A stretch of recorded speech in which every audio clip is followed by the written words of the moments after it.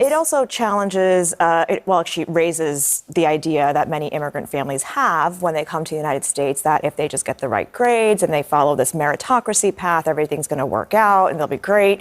And the reality is that innovation, creativity, emotional intelligence are a huge part of success and innovation in the United States. American innovation is what sets us apart from the Communist Party of China. Another large part of immigration here is at any moment they could elect a Republican who may decide to kick all of the Nigerians out, or at least put a Muslim ban.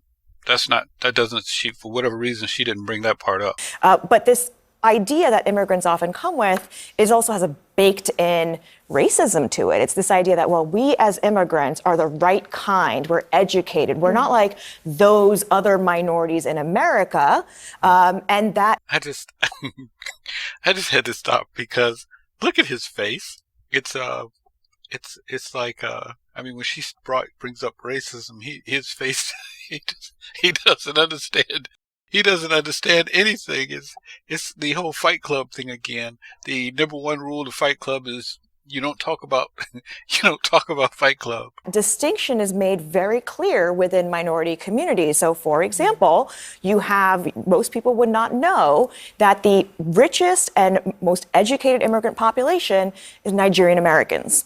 People would think it's Indian Americans, yet Nigeria was put on the Muslim ban list, right? There is this idea of who the model minority is, breeds that kind of challenge that we have with Korean grocers in black neighborhoods. There's 4.8 million East Indians living in the United States. There's only 700,000 Nigerians living in the United States.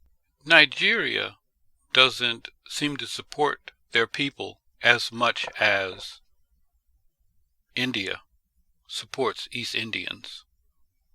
That and the fact there's actually a very small number of Nigerians in the United States in comparison to in India. That could explain why they received a ban, or the Muslim ban. One thing that Democrats will do is they needed to pass a Asian hate crime bill.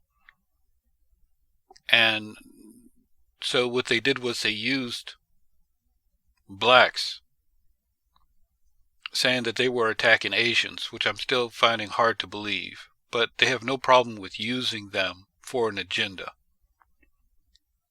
It may feel good to Nigerians for this lady to say that they are the wealthiest and the most educated, but in this climate, that is really not a good thing.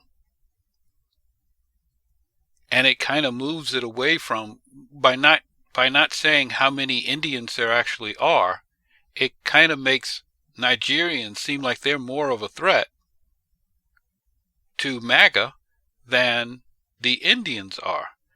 So, for the most part, it may seem like a good thing, but she actually threw you under the bus. This is not something that needs to be talked about right now. How great and how rich Nigerians are.